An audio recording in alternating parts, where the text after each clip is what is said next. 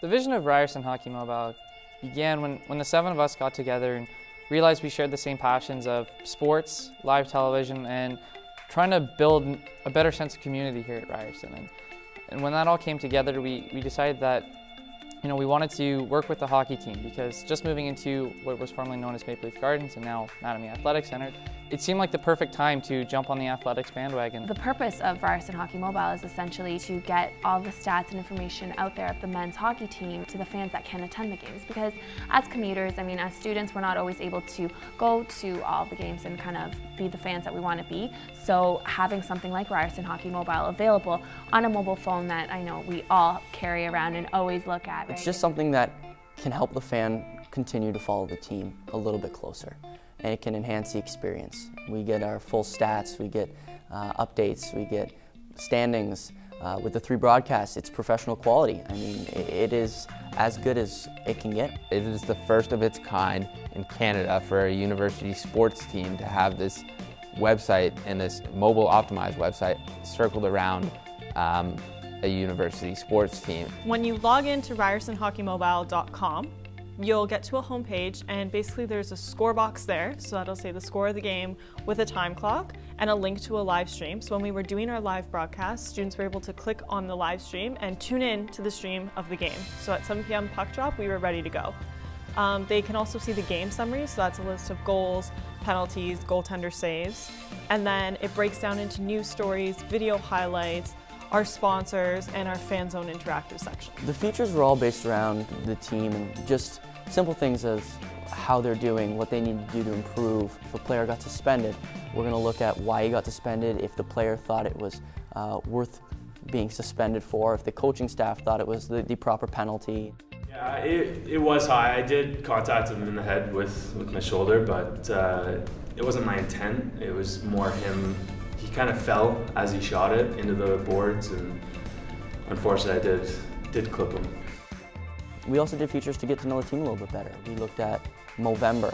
It was right in the heart of when we were doing our productions. It's a fun way to get to see the players' interactions with each other, get to know a little bit of their personality. I'm extremely happy about it. I've gotten lots of looks from the opposite sex. I'm not sure if they're good or bad, but I think any press is good press, really.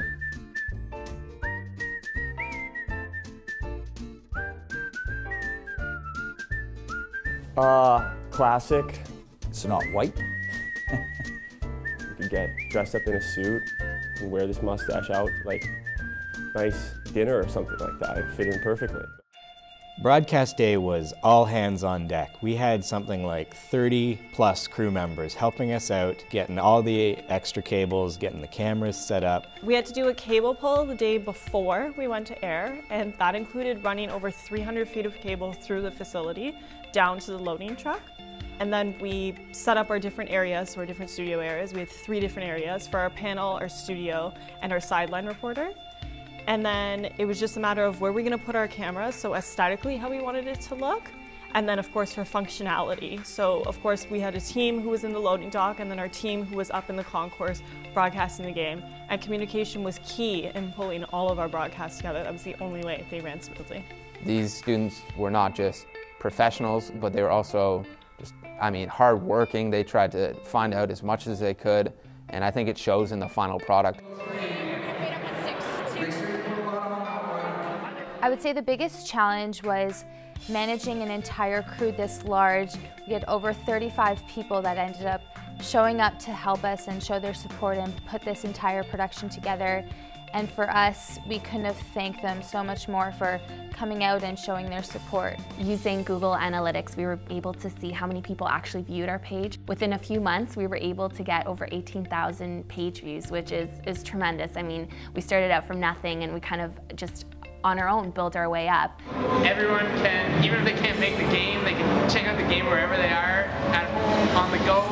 It's perfect. Yeah, man, it's creating school's atmosphere, building fan base. It's all we need at Ryerson. We were featured in the Toronto Star among other articles as well, so it's nice to see that we're getting recognized for our work. I think where the proof is in the fact that the Ryerson community, the staff, the students, the faculty, the alumni all come together and create this community, and that's very important to me, and I think that's where the proof is that we were successful in executing our goal. We put out a product that helped people that wanted to follow this hockey team follow them closer. And I think it's done more than that. We came out with something a lot larger than we initially envisioned for our project. And for us, it was a great satisfaction knowing that we reached out to the community the way that we did. If Canadians get more on board with our school athletics, we'll have better schools, better school environments, and it'll just be a better university life. This is one of the first times that one of these Canadian universities has embarked on a project like this. Hopefully, based off the success, perhaps other universities will start seeing it as a viable option for themselves.